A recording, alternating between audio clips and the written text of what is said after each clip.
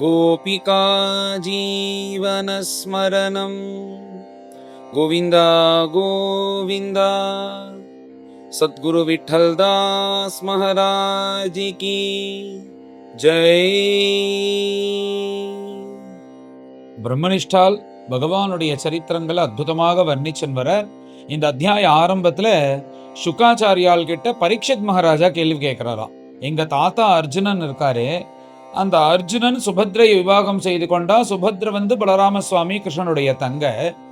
எப்படி அர்ஜுனன் சுபத்ரை விவாகம் செய்து கொண்டார், அது கூட ஏதோ பிக்ஷு ரூபத்துல இந்த மாதிரி பண்ணிண்டான்னு நான் கேள்விப்பட்டேன். நீங்க அந்த கதையும் எனக்கு சொல்லணும்னு எனக்கு தெரிஞ்சுக்கணும் போல இருக்கு. எங்க பாட்டி சுபத்ரை அந்த அர்ஜுனன், எங்க தாத்தாவா இருக்கக்கூடிய அர்ஜுனனை எப்படி விவாகம் செய்து கொண்டான்னு எனக்கு தெரிஞ்சுக்கணும்னு ரொம்ப ஆவலா இருக்குன்னு இப்படி பரீட்சித் மகாராஜா கேள்வி கேட்ட உடனே இந்த சுபத்ரா விவாகத்தை மேல பிரம்மனிஷ்டால் கதையாக சொல்ல ஆரம்பிக்கிறார்.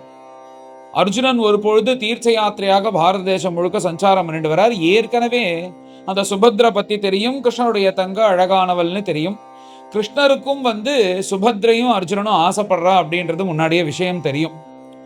இப்ப அர்ஜுனன் ஒரு காரிய நிமித்தமாக பாரத தேசம் முழுக்க இந்த தீர்த்த யாத்திரையாக பண்ணிட்டு வரார்.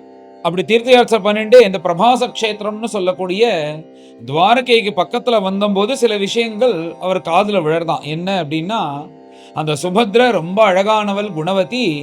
அந்த சுபத்ரா மேல பலராம சுவாமிக்கு ரொம்ப ஆசை ஜாஸ்தி. பலராம சுவாமி என்ன பண்ணார்னா, தன்னுடைய சிஷ்யனா இருக்கக்கூடிய துரியோதனனுக்கு இந்த சுபத்ரை விவாகம் செய்து கொடுக்கணும்னு ரொம்ப ஆசைப்படுறார். அப்படி அவர் ஆசைப்படுறார். ஆனா இந்த சுபத்ரைய துரியோதனனுக்கு விவாகம் செய்து கொடுக்கறதுல வசுதேவர், தேவகி, கிருஷ்ணர் 3 பேருக்கும் அபிப்பிராயம் இல்லை. ஆனா பலராம சுவாமிக்கு துரியோதனுக்கு தான் விவாகம் செய்து கொடுக்கணும்னு இப்படி சர்ச்சைகள் நடந்துட்டு இருக்கு, இப்படி பேச்சுவார்த்தை நடந்துட்டு இருக்குன்னு தெரிஞ்சின்ற அர்ஜுனன் மேல அந்த பிரபாச கஷேத்திரத்திலேருந்து துவாரகைக்கு வராராம். அர்ஜுனனாக வராதபடிக்கு பிக்ஷு வேஷத்துல வரார். பிக்ஷுவாக வந்தா, சன்னியாசியா வந்தா மகான்னு சொல்லிட்டு அங்க அப்ப அந்த மாதிரி வந்தா செக்கிங்லாம் நடக்காது. அதனால நேரா உள்ள வந்த உடனே அவளுக்கு வேணுங்கிற அந்த ஆதித்யங்கள்லாம் கொடுத்து, சன்னியாசியா இருக்கிறதுனால அவருக்கு வேணுங்க அந்த பூஜைகள்லாம் பண்ணி எல்லோரும் அர்ஜுனரை சன்னியாசி நினைச்சுன்னு பூஜை பண்ணிட்டு இருக்கா. அர்ஜுனரும் அங்க அந்த மாறு வேஷத்தோட சன்னியாச வேஷத்துல தங்கிட்டு இருக்கா. இப்படி ஒரு சன்னியாசி வந்திருக்காருன்னு பலராம சுவாமியும் தெரிஞ்சுட்டு பலராம சுவாமியும் அர்ஜுனனை பூஜை பண்றாரா. அந்த சன்னியாசி வேஷத்துல இருக்கக்கூடிய அர்ஜுனனா சன்னியாசின்னு நினைச்சுட்டே பூஜை பண்ணிட்டு இருக்கார். அவரும் எதுவும் சொல்லாம காரிய நிமித்தமாக வந்திருக்கோம், காரியம் உடையவரையும் எதுவும் பேசக்கூடாதுன்னு சொல்லிட்டு எல்லா பூஜையும் வாங்கிட்டு இருக்கார். இப்படி அர்ஜுனன் துவாரகையில தங்கிட்டு இருக்கார். அவர் வந்தது என்னன்னா, எப்படியாவது தன்னை பலராம சுவாமி தன் அந்தப்புறத்துக்கு கூப்பிட மாட்டாரான்றதுனாலதான் அங்க உட்காந்துருக்கார். அதே மாதிரி ஒரு நாளைக்கு பலராம சுவாமி பூஜைக்காக வந்தவர் நமஸ்காரம் பண்ணி, நீங்க இன்னைக்கு எங்காத்துலதான் ஆகாரம் சாப்பிடணும், அந்த பாக்கியத்தை எனக்கு கொடுக்கணும்னு உடனே அர்ஜுனும் அதுக்கு தானே காத்துட்டு இருந்தார். அவசியம் வரேன், ஏன்னா அப்படி போனாதான் சுபத்ரையை பார்க்க முடியும், இல்லைன்னா போய் பார்க்க முடியாது. அவசியம் வரேன் அப்படின்னு பிக்ஷு ரூபத்துல இருக்க அர்ஜுனனும் சொன்ன உடனே மறுநாளைக்கு ஆகாரம் இதெல்லாம் தயார் பண்ணோடனே அர்ஜுனனும் வர. அர்ஜுனனுக்கு பூஜை எல்லாம் பண்ணி ஆகாரம் போடும்போது அந்த பரிவேஷனத்துக்காக, அந்த ஆகாரம் போடுறதுக்காக சுபத்ரை வர. அந்த சுபத்ரையை பார்க்கிறார். அப்படி ஒரு அழகு, அப்படி பார்த்தாலே மனசு பறி கொடுக்கறது போல இருக்கு. அந்த அர்ஜுனன் அப்பயே சுபத்ரைய அழிச்சன் வேணும்னு தீர்மானம் பண்றார். அப்படி ஒரு ஆசை சுபத்ரைய பார்த்த உடனே. சுபத்ரைக்கு தெரியறதா இது சன்னியாசி இல்ல அர்ஜுனன். அர்ஜுனன் மேல சுபத்ரையும் ஆசைப்படுறா. இப்படி பிக்ஷு ரூபத்துல இருக்கக்கூடிய அவர் அப்பதான் முதல்ல சுபத்ரைய பார்த்து, இவ்வளவுதான் விவாகம் செய்து கொள்ளணும், சரியான சமயம் வந்தபோது இவ்வளவு அழிச்சுன்னு போலான்னு பார்த்தா சரியான சமயம் வரமாட்டேங்கிறதுன்னு சொல்லிட்டு அப்பப்போது அந்த அந்தப்புறத்துக்கு போறதுன்ற மாதிரி அந்த துவாரகையிலேயே தங்கி இருக்க. இப்படி இருந்துட்டே இருக்கும்போது பார்த்தா ஒரு நாளைக்கு தேவ யாத்திரை அப்படின்ற ஒரு யாத்திரை, ஒரு மேளா மாதிரி ஒண்ணு நடக்கிறது. அந்த சமயத்துல எல்லா அந்தப்புறத்துல இருக்கக்கூடிய ஸ்திரீகள் எல்லோரும் கிளம்பி ஒரு குறிப்பிட்ட ஒரு இடம் இருக்கும், அங்க வருவா. அப்ப சுபத்ரையும் தன் அண்ணா பலராம சுவாமி சொல்ல ஒரு ரதத்துல ஏறி கொண்டு சுபத்ரையும் அந்த இடத்துக்கு வரா. அர்ஜுனனும் அந்த இடத்துக்கு வர. இப்படி அர்ஜுனனும் சுபத்ரையும் அந்த இடத்துக்கு வரா. இப்ப அர்ஜுனன் மேல அந்த சுபத்ரை அழைச்சின்னு போகணும்னு தீர்மானம் பண்ணினவர் வசுதேவரையும் தேவகிட்டையும் போய் தான் அர்ஜுனன்னு சொல்லி, மேல நான் சுபத்ரை அழைச்சின்னு போறேன்னு அனுமதி வாங்கிட்டு கிருஷ்ணர்கிட்டையும் போய் சொல்லி, கிருஷ்ணர்கிட்டையும் அனுமதி வாங்கினோன்னே கிருஷ்ணனை அழைச்சின்னு போ அப்படின்ட்டார். எங்க அண்ணா சொன்னா கேட்கற மாதிரி எனக்கு தெரியல, துரியோதனுக்கு தான் கல்யாணம் பண்ணி கொடுக்கறது போல இருக்கார், அதனால நீ அழிச்சன் போன்னு கஞ்சாட காமிச்சிட்டாராம் அர்ஜுனன்ட்ட.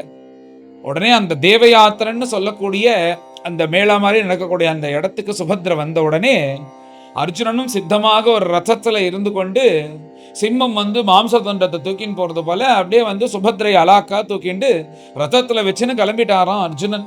எல்லோரும் பார்த்துட்டு இருக்கா. யாதவர்களுக்கெல்லாம் ரொம்ப கோபம் வருது. இப்படி இந்த பிக்ஷு ரூபத்துல யாரோ வந்து சுபத்ரையை தூக்கின்னு போறாளே அப்படின்னு சொல்லிட்டு எல்லோருக்கும் கோபம் வருது. சுபத்ரைக்கும் ரொம்ப சந்தோஷமும் அர்ஜுனன் கூட போறதுல. இப்படி அர்ஜுனன் சுபத்ரையை தூக்கிண்டு கிளம்பிட்டானே பலராம சுவாமிக்கு கோபம் வந்துருது. உடனே பலராம சுவாமி எழுந்துட்டு வச்சேனா பாரு அப்படின்னு கிளம்புறாராம்.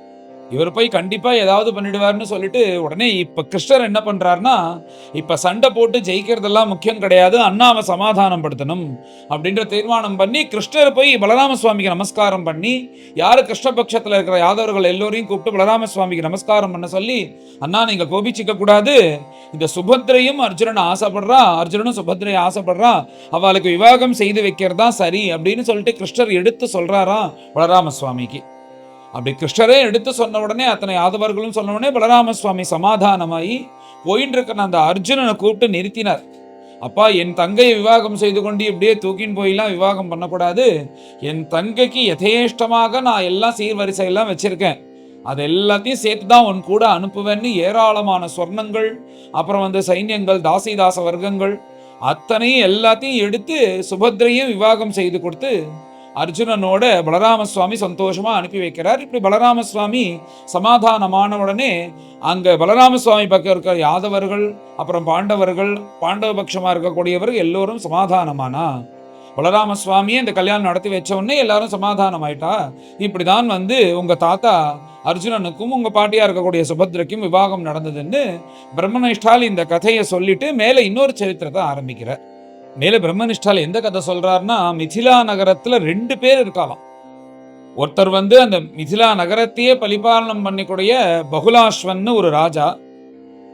அப்புறம் அங்க இருக்கக்கூடிய ஒரு பிராமணோத்தவர், அவருக்கு ஸ்ருததேவன் பேரு. இந்த ஸ்ருததேவன் எப்படி இருக்காருன்னா, ஒரு உத்தம பிராமணன் எப்படி இருக்கணும், சமதமத்தோட அந்த இந்திரிய நிகிரகம் பண்ணி சுகதுக்கங்கள்லாம் சமமாக பார்த்து கொண்டு, எங்க பார்த்தாலும் பகவான் தான் இருக்கான், பகவான் தான் சாஸ்வதம்னு இருந்து கொண்டு சாஸ்திரோக்தமா தான் வாழ்ந்துண்டு வேதங்கள் எல்லாத்தையும் தெரிஞ்சுண்டு வேதோக்த தர்மங்களை தான் செய்து கொண்டு அந்த வேத அர்த்தத்தை எல்லோருக்கும் சொல்லி கொடுத்து எல்லாம் பகவதர்ப்பண புத்தியோட இப்படி பரிசுத்தமாக இருக்கிறவனுக்கு தான் பிராமணன்னு பேரு. அப்படி அந்த பிராமண குலத்துல பிறந்து எப்படி சாஸ்திரத்துல சொல்லப்பட்டிருக்கோ அப்படி பரம பக்தனாக இத்தனையும் பண்ணி கிருஷ்ணர்கிட்ட அப்படி ஒரு பக்தியா கிருஷ்ணர் வைகுண்டவாசின்னு தெரிஞ்சு கொண்டு அப்படி இருக்கார் ஸ்ருததேவன்னு ஒரு பிராமணன் மிதிலா நகரத்துல. அந்த நாட்டை பரிபாலனம் பண்ணக்கூடிய ராஜா பகுலாஸ்வன்னு பேரு, பகுலாஸ்வ ஜனகன் அப்படின்னு பேரு. இவ எல்லாருக்குமே ஜனகன்றது ஒரு பட்ட பேரு, அதனால பகுலாஸ்வ ஜனகன் அப்படின்னு பேரு. இந்த பிராமண வர்க்கத்துல பிறந்து வேதத்தை தெரிஞ்சுட்டு இந்த ஸ்ருததேவன் எப்படி இருக்காரோ அதே அளவுக்கு ஞான வைராக்கியத்தோட உலகம் முழுக்க பகவதர்ப்பண புத்தியோட பார்த்துட்டு கிருஷ்ணர்கிட்ட பக்தி பண்ணி கொண்டு அப்படி ஒரு சரிசமமாக ஞான வைராக்கியத்தோட 2 பேரும் மிதிலையில இருக்கா. ஒருத்தர் ராஜாவா இருந்து பரிபாலனம் பண்ணிட்டு அந்த பரம பக்திமானா இருக்கா, ஒருத்தர் பிராமண தர்மத்திலிருந்து கிரகஸ்தாசிரமத்திலிருந்து அத்தனை தர்மங்களையும் பண்ணிட்டு கிருஷ்ணன் மேல பக்தியோட இருக்க. இவா 2 பேரும் மிதிலையில இருக்கா.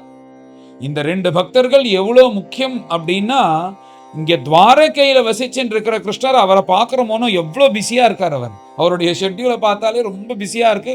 அடுத்தடுத்து அவனாவத்தான் அசுரன் வரான், இங்க எந்த பிரஸ்தம் போக வேண்டியிருக்கு, பாண்டவர்களை காப்பாற்ற வேண்டியிருக்கு, அங்க அவளை காப்பாற்றணும், இவாளை பார்க்கணும்னு இவ்வளோ பிஸியா பகவான் இருக்கும்போது அந்த மிதிலா நகரத்துக்கு போய் வா 2 பேரையும் பார்த்து அனுகிரகம் பண்ணணும்னு பகவான் தீர்மானம் பண்றாருன்னா, அப்ப அவ எவ்வளவு முக்கியமா இருப்பா, அவ எப்படி பக்தி பண்ணிருப்பா.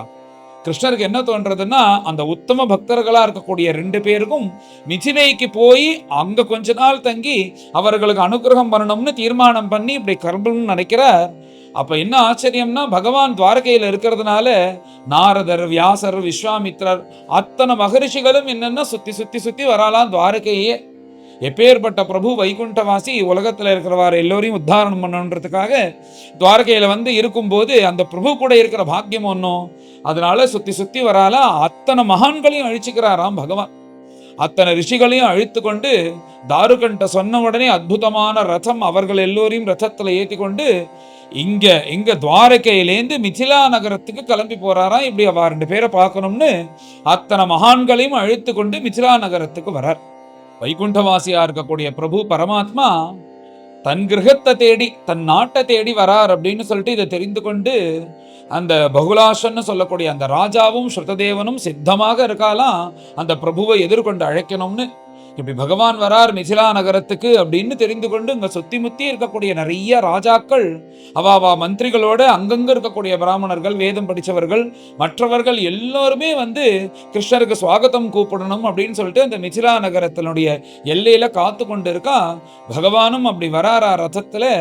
அப்படி தாருக்கனோட கம்பீரமா வந்து அந்த ரதத்திலேந்து இறங்கும் போது அங்க இருக்கக்கூடிய அத்தனை தேசத்து ஜனங்களுக்கும் அங்க இருக்கக்கூடிய அத்தனை பிராமணர்களும் வேத மந்திரங்களால பகவானை கூப்பிட்டு பூர்ண கும்பத்தை வச்சு வருணம் பிரபு எப்பேற்பட்ட நீங்க வைகுண்டவாசியா இருக்கக்கூடிய பிரபு இந்த உலகத்துல அவதாரம் பண்ணி பூபார நிவர்த்திக்காக இப்படி சஞ்சாரம் பண்ணிட்டு இருக்கும் போது இந்த மாதிரி நாங்க 2 பேரும் ஒரு பக்தார் இருக்கோம்னு தெரிஞ்சுட்டு எங்களுக்கு அனுகிரகம் பண்றதுக்காக வந்திருக்கிறீர்களே, உங்களுடைய கருணை எப்பேற்பட்ட கருணை. உங்களை யாரெல்லாம் வந்து உங்களை பார்க்கணுமோ உங்ககிட்ட வந்து பேசணும்னு ஆசைப்படுறா அப்பேற்பட்ட பெரிய பெரிய பக்தர்கள், பெரிய பெரிய தேவர்கள், இவர்கள் எல்லோருக்கும் கூட துர்லபமா இருக்கக்கூடிய நீங்கள் எங்களுக்கு அனுகிரகம் வரணும்னு இப்படி கிளம்பி இந்த மிசிலைக்கு வந்திருக்கையிலே நாங்க என்ன பாக்கியம் பண்ணியிருக்கோம்னு தெரியலன்னு சொல்லிட்டு 2 பேருமே அப்படி ஒரு பக்தர்கள், நண்பர்கள் 2 பேரும் பகவானுடைய திருவடியில சாஷ்டாங்கமா உழுந்து அவளுடைய கண்ணீர்னால பகவானுடைய திருப்படியை அலம்பராளர்களாம்.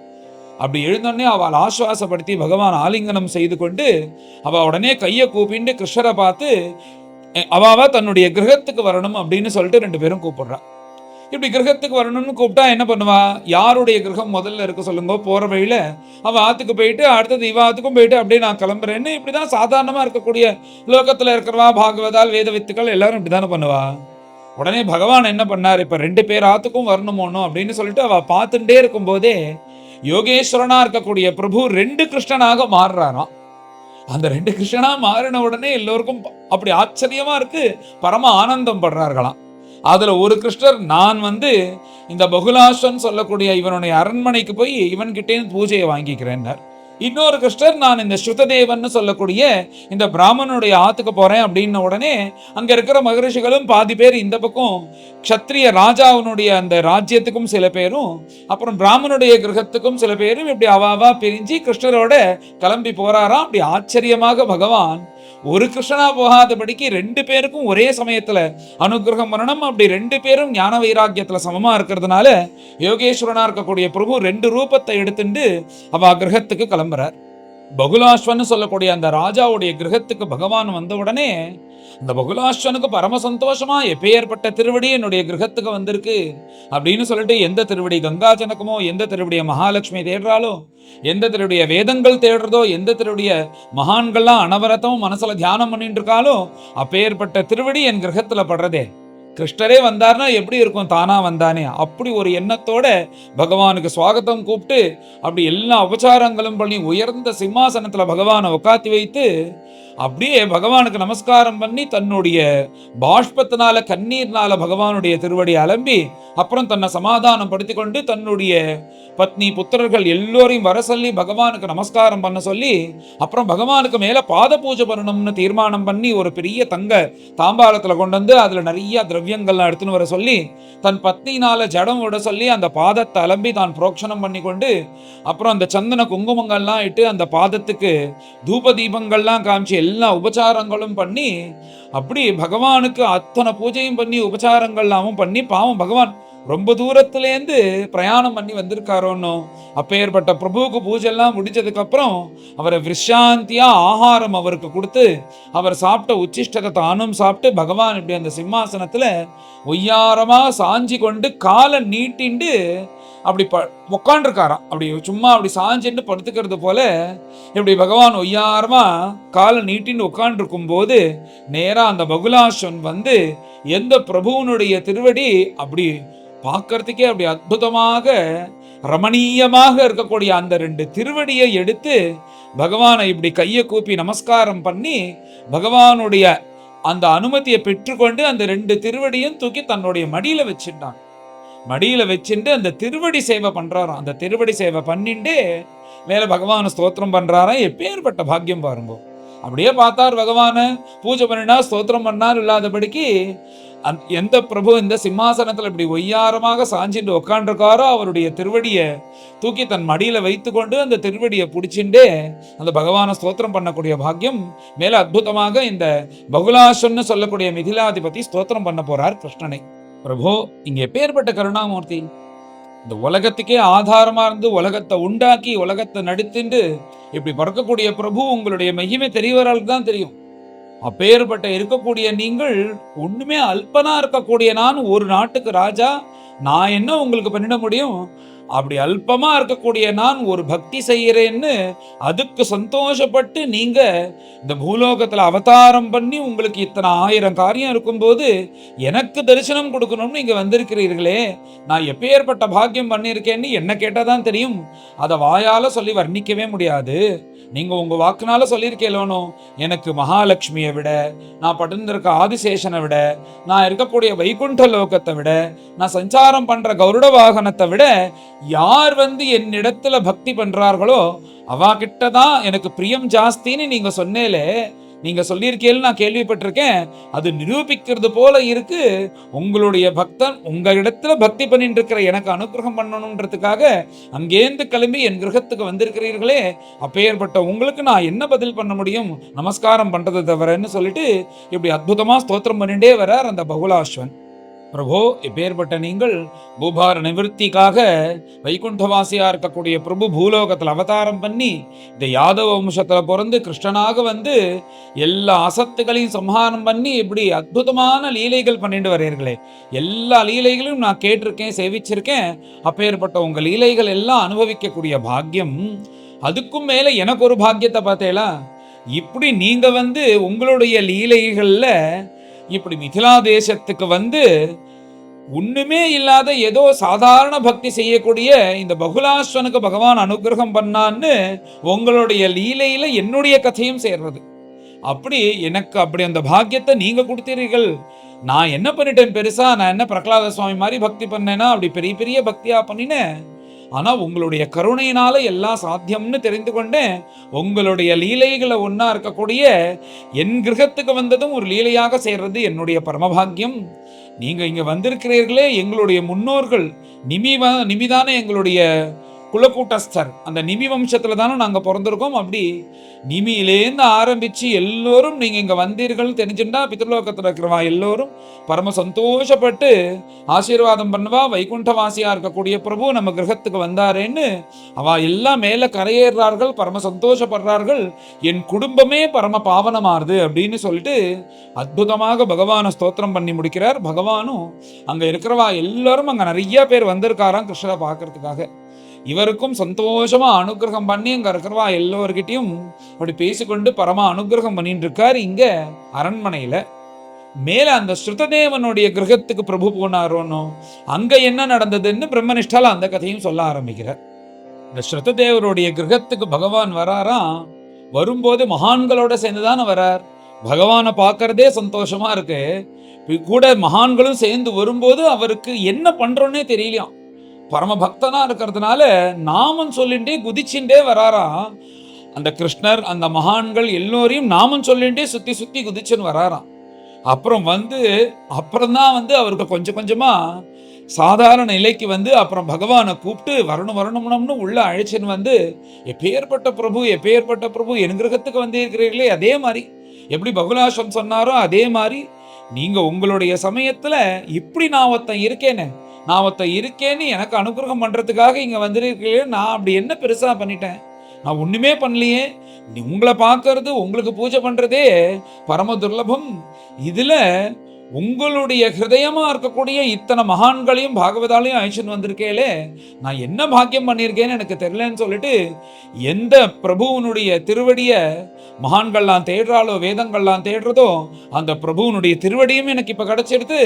அந்த திருவடி சம்பந்தப்பட்ட பாதரேனும் எனக்கு இப்ப கிடைக்க போறது அப்படின்னு சொல்லிட்டு அதே மாதிரி அந்த பிரபு உட்காரணும்னு ஒரு அற்புதமான ஒரு ஆசனத்தை கொண்டு போட்டு அந்த பிரபுவை உட்காத்தி வச்சு தன் குடும்பத்தார் எல்லோரையும் வர சொல்லி பகவான் பகவானுக்கு ஒரு பிரதட்சணம் பண்ணி கண்ணும் கண்ணீருமாக தன் கண்ணீர்னால திருவடியை முதல்ல அலம்பி, அப்புறம் அதே போலயே தங்க தாம்பாளத்தை கொண்டு வந்து வைத்து அதுல தன் மனைவிய ஜலம் விட சொல்லி அந்த பாதத்தை அலம்பி தான் புரோக்ஷணம் பண்ணிட்டு குடும்பத்தினார் எல்லோருக்கும் கொடுத்து பந்துக்கள் எல்லாரும் வந்துட்டாலாம். பக்கத்துல இருக்கிறவா கிருஷ்ணன் வந்திருக்கான்னு உடனே இந்த ஸ்ருததேவன் மூலியமாக அத்தனை பந்துக்களுக்கும் கிருஷ்ணரை பார்க்கக்கூடிய பாக்கியம்.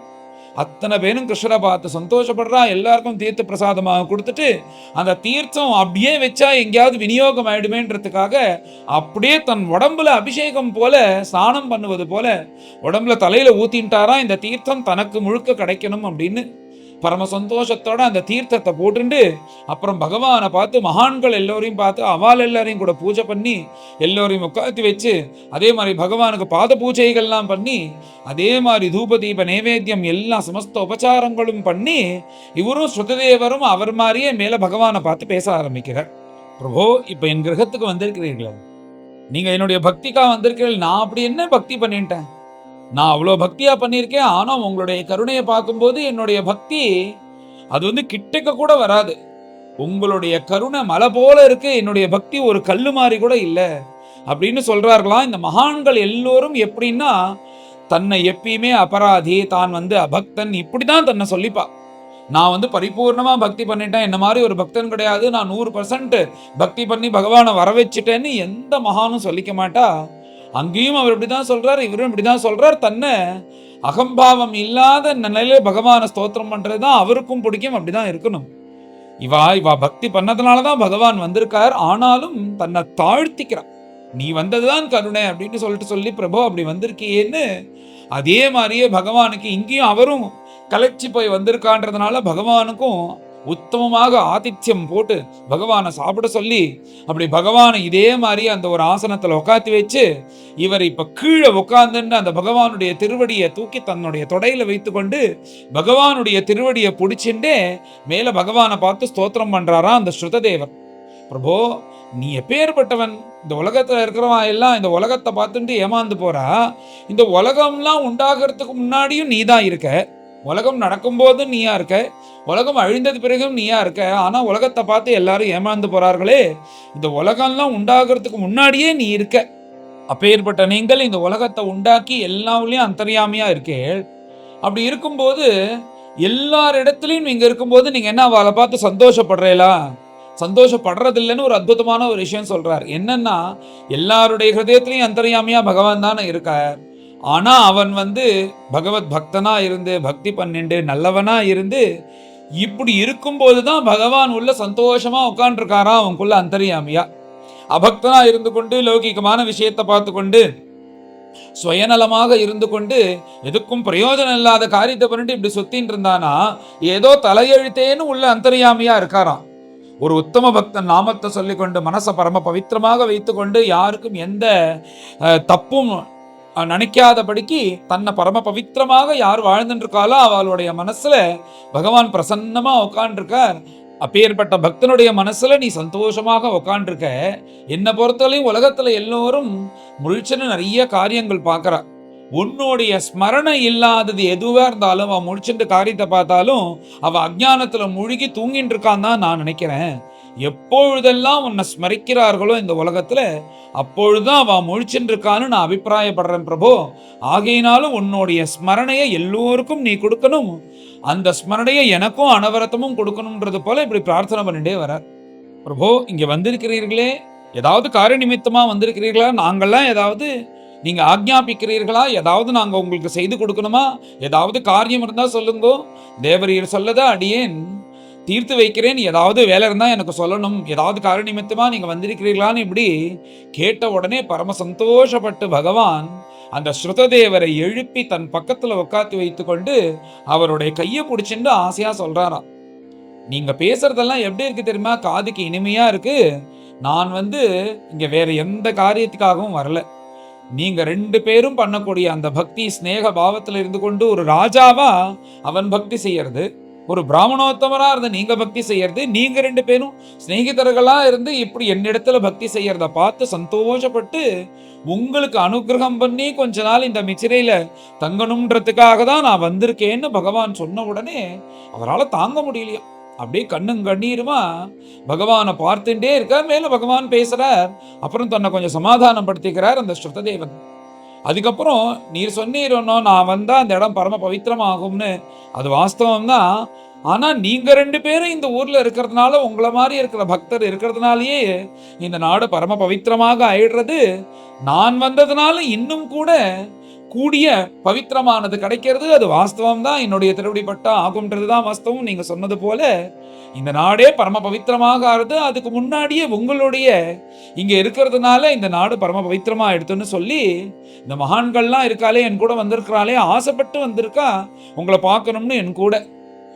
எல்லாரும் என்ன நினைக்கிறா, மகான்கள்லாம் வந்து அந்த க்ஷேத்திரத்துக்கு போறா, தன்னுடைய பாபத்தை போக்கிக்கிறா அப்படின்னு எல்லாரும் நினைக்கிறா. அது வாஸ்தவம் கிடையாது. எனக்கு தான் தெரியும் என்னன்னு. இந்த மாதிரி மகான்கள்லாம் அந்த க்ஷேத்திரத்துக்கு போறதுக்கு என்ன காரணம்னா, தெரிஞ்சோ தெரியாமலோ ஜனங்கள்லாம் வந்து அங்க செய்த பாபத்தை எல்லாத்தையும் சரி பண்ணணும்ன்றதுக்காக தான் இந்த மாதிரி மகான்கள்லாம் வந்திருக்கா. அப்பேற்பட்ட மகான்கள் உன் கிரகத்துக்கும் என் கூட வந்திருக்கா. நீ பரமபாகியம் பண்ணியிருக்க அப்படின்னு சொல்லிட்டு அந்த ஸ்ருததேவனை பார்த்து பகவான் சொல்லிட்டே வர்றார். இந்த உலகத்துல பிராமணன் உயர்ந்தவன். யாரு பிராமணன்னா, எல்லா இடத்துலயும் என்னை யாரு பார்க்கறானோ அவன் தான் உயர்ந்தவன்.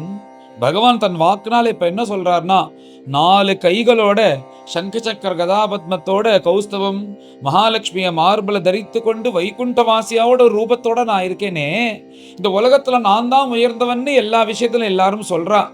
ஆனா நானே ஒரு விஷயத்த சொல்றேன். என்னை விட உயர்ந்தவன் யாருன்னா பிராமணன். அந்த பிராமணன் யாருன்னா எல்லா இடத்துலயும் என்ன பார்க்கிறவன், அவன் தான் என்னை விட உயர்ந்தவன் அப்படின்னு சொல்லிட்டு, அப்படி யாரெல்லாம் பார்க்கிறார்களோ அவர்களை தான் வந்து நான் உயர்ந்தவனாக நினைக்கிறேன் அப்படின்னு சொல்லிட்டு, என் கூட வந்திருக்கிறார்களே எத்தனை பேரும் இவெல்லாம் உத்தம பிராமணர்கள். இங்க பிராமணர்கள்லாம் வந்து பிராமண குலத்துல பிறந்தவர்கள்னு அர்த்தம் இல்லை. பகவான் சொல்லும்போது எல்லா இடத்துலையும் பகவானை பார்த்து அப்படி பகவானை அனுபவிக்க கூடியவர்கள், சர்வத்திர பிரம்ம தரிசனம் பண்ணக்கூடியவர் பிராமணர்கள் சொல்லிட்டு, இப்ப என் கூட இருக்கிறார்களே இவர்கள் தான் என்னை விட வசத்தியானவர்கள்.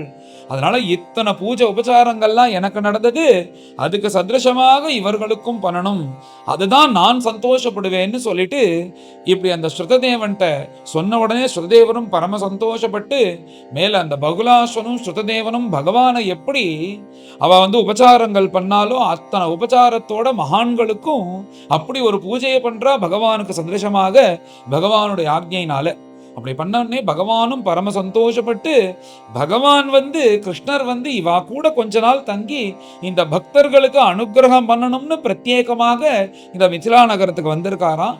அதே போல சில மாதங்கள் அந்த பகுலாசன் கூட அந்த சுததேவர் கூட தங்கி எல்லோருக்கும் பரம அனுகிரகம் பண்ணி ஆலிங்கனம் செய்து கொண்டு கண்ணீருடன் அவள்கிட்ட விடை பெற்று கொண்டு கருணாமூர்த்தியா இருக்கக்கூடிய பிரபு அத்தனை மகான்களையும் அழைத்து கொண்டு திரும்பவும் வந்து துவாரகைக்கு வந்தார்னு ஒரு அற்புதமான ஒரு சரித்திரம். பக்தவத்சலனா இருக்கக்கூடிய பிரபு தான் இருக்கக்கூடிய இந்த பிஸி ஷெட்யூல்ல இங்கேருந்து கிளம்பி மிथिला நகரத்துக்கு போய் உத்தம பக்தர்களா இருக்கக்கூடிய ஒரு க்ஷத்ரியன் பகுலாஸ்வன், ஒரு பிராமண குலத்துல பிறந்த ஸ்ருததேவன் 2 பேருக்கும் சமமாக அனுகிரகம் பண்ணி, சமமாக ஞான வைராக்கியம் இருக்கக்கூடிய அவர்களுக்கு அதுக்கு தகுந்தது போல அனுகிரகம் பண்ணி அங்கேருந்து சில மாதங்கள் தங்கி கிளம்பி வந்தார்னு ஒரு அற்புதமான ஒரு சரித்திரம் பிரம்மனிஷ்டால் இந்த அத்தியாயத்துல சொல்றார். மேல எல்லோரும் கலந்து இந்த அத்தியாயத்தை பாராயணம் பண்ணுவோம்.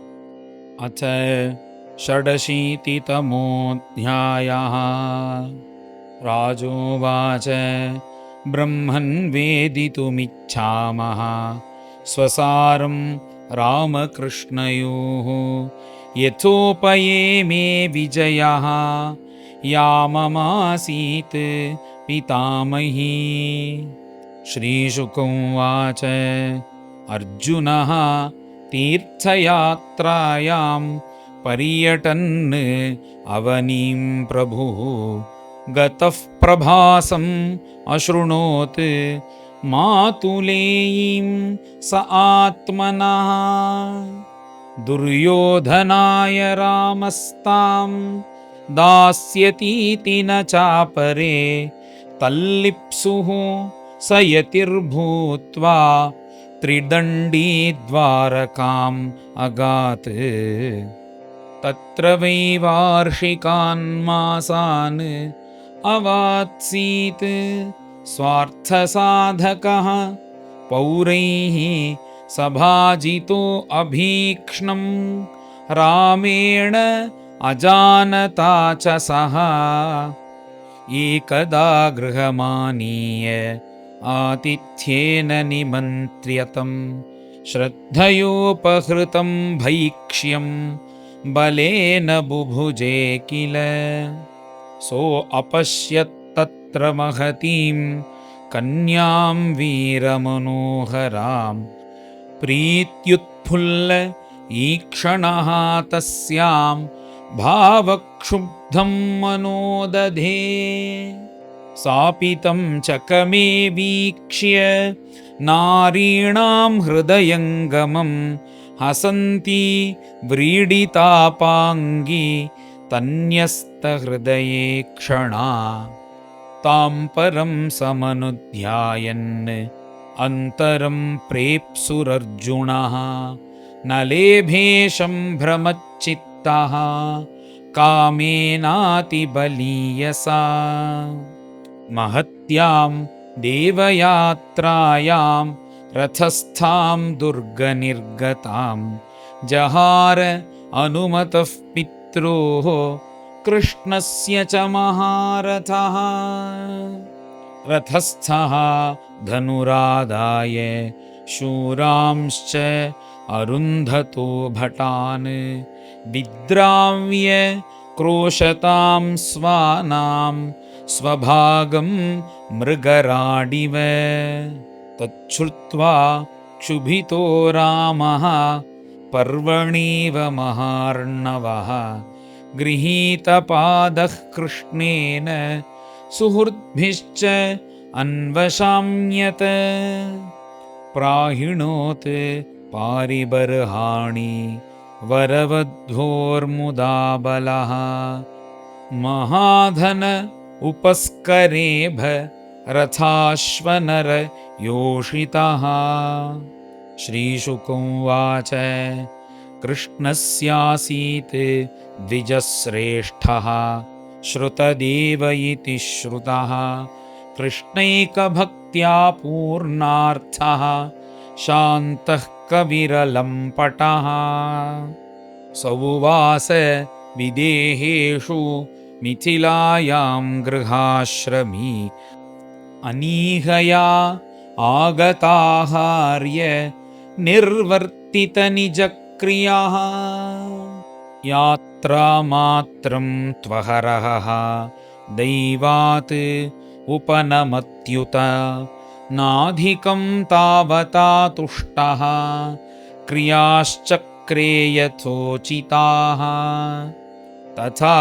तद्राष्ट्रपालोऽङ्ग बहुलाश्व इति श्रुतः मैथिलो निरहम्मान उभौ अपि अच्युतप्रियौ तयोः प्रसन्नो भगवान् दारुकेण आहृतं रथम् आरुह्य साकं मुनिभिः विदेहान् प्रययौ प्रभुः नारदो वामदेवोत्रिः कृष्णो रामः असितो अरुणिः अहं बृहस्पतिः कण्वः मैत्रेयः च्यवनादयः तत्र तत्र तमायान्तं पौराजानपदा नृप उपतस्थुः सार्घ्यहस्ताः ग्रहैः सूर्यमिवोदितम् आनर्तधन्वकुरुजाङ्गलकङ्कमत्स्य पाञ्चालकुन्ति मधुकेकयकोसलार्णाः अन्ये च तत् मुखसरोजमुदारहास स्निग्धे क्षणं नृपपपुः दृशिभिः नृणार्यः तेभ्यः स्ववीक्षणविनष्टतमिस्रदृग्भ्यः क्षेमं त्रिलोकगुरुः अर्थदृशं च यच्छन् शृण्वन् दिगन्तधवलं स्वयशो अशुभघ्नं गीतं सुरैः नृभिरगात् शनकैर्विदेहान् तेच्युतं प्राप्तमाकर्ण्य पौराजानपदा नृपा अभीयुः मुदितास्तस्मै गृहीतार्हणपाणयः दृष्ट्वा ते उत्तमश्लोकं प्रीत्युत्फुल्लाननाशयाः कैः धृताञ्जलिभिः नेमुः श्रुतपूर्वान् तथा मुनीन् स्वानुग्रहाय सम्प्राप्तं मन्वानौ तं जगद्गुरुं मैथिलः श्रुतदेवश्च पादयोः पेततुः प्रभोः न्यमन्त्रयेतां दाशार्हम् आतिथ्येन सह द्विजैः मैथिलः श्रुतदेवश्च युगपत् संहताञ्जलि भगवान् तदभिप्रेत्य द्वयोः प्रियचिकीर्षया उभयोः आविशद् गेहम् उभाभ्यां तत् अलक्षितः श्रोतुमपि असतां दूरान् जनकः स्वगृहागतान् आनीतेषु आसनाग्र्येषु सुखासीनान् महामनाः प्रवृद्धभक्त्या उद्धर्ष हृदयास्त्राविलेक्षणः नत्वा तदङ्घ्रीन् प्रक्षाल्य तदपोलोकपावनीः सकुटुम्बो वहन्मूर्ध्ना पूजयाञ्चक्र ईश्वरान् गन्धमाल्याम्बराकल्प धूपदीपार्घ्य गोवृषैः वाचा मधुरया प्रीणन् इदमाहान्नतर्पितान् पादौ अङ्कगतौ विष्णोः संस्पृशन् शनकैर्मुदा राजोवाच भवान् हि सर्वभूतानाम् आत्मा साक्षी स्वदृग्विभो अथ नः त्वत्पदाम्भोजं स्मरतां दर्शनं गतः स्ववचः तदृतं कर्तुम् अस्मदृग्गोचरो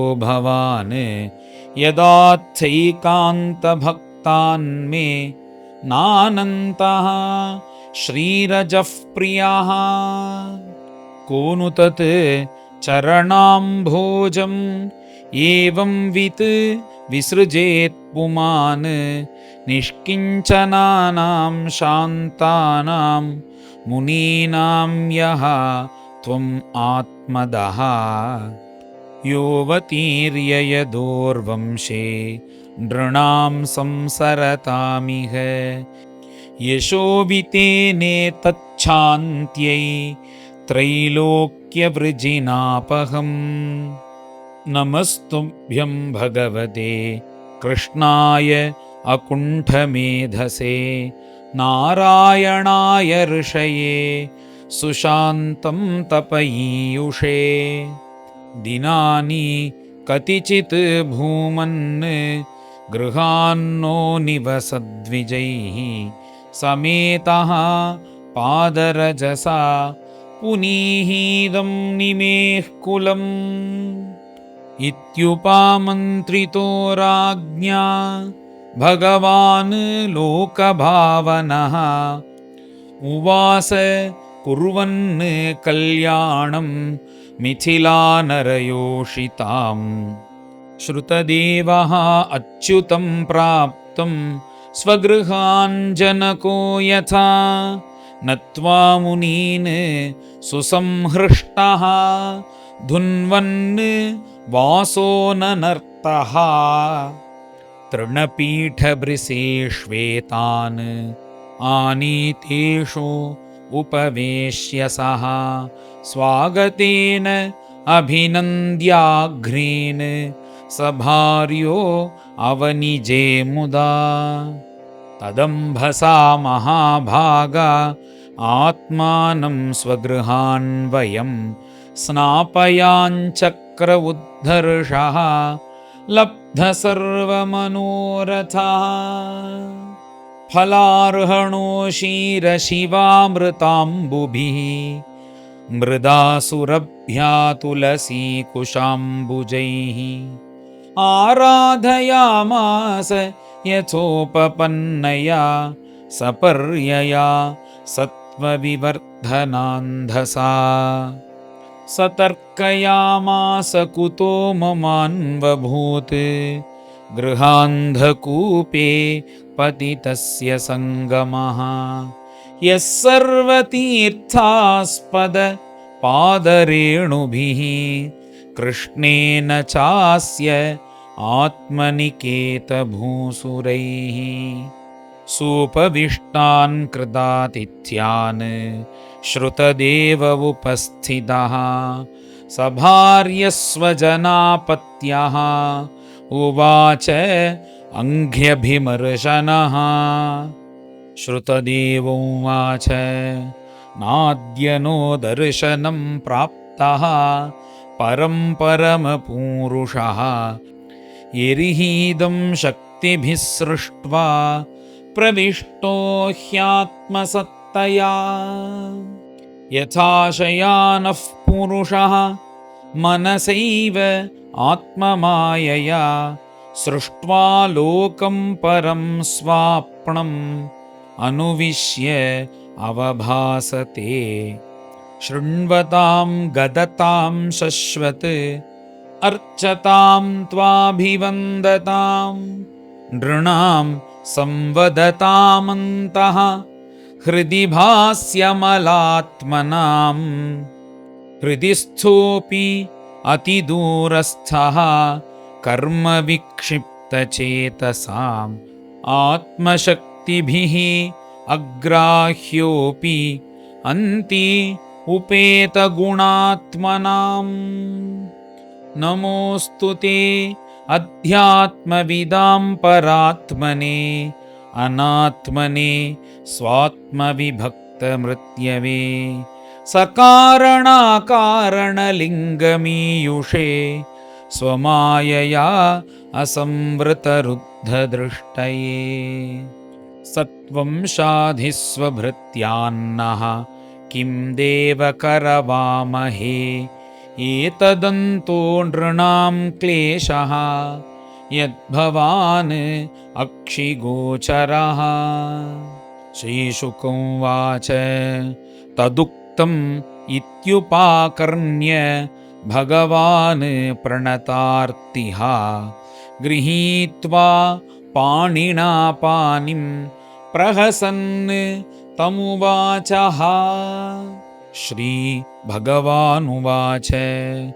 ब्रह्मंस्ते अनुग्रहार्थाय सम्प्राप्तान् विद्यमोन्मुनीन् सञ्चरन्ति मया लोकान् पुनन्तः पादरेणुभिः देवाः क्षेत्राणि तीर्थानि दर्शनस्पर्शनार्चनैः शनैः पुनन्ति कालेन तदपि अर्हत्तमेक्षया ब्राह्मणः जन्मनाश्रेयान् सर्वेषां प्राणिनामिह तपसा विद्यया तुष्ट्या किमु मत्कलयायुतः न ब्राह्मणान् मेदयितं रूपमेतच्चतुर्भुजं सर्वदेवमयो विप्रः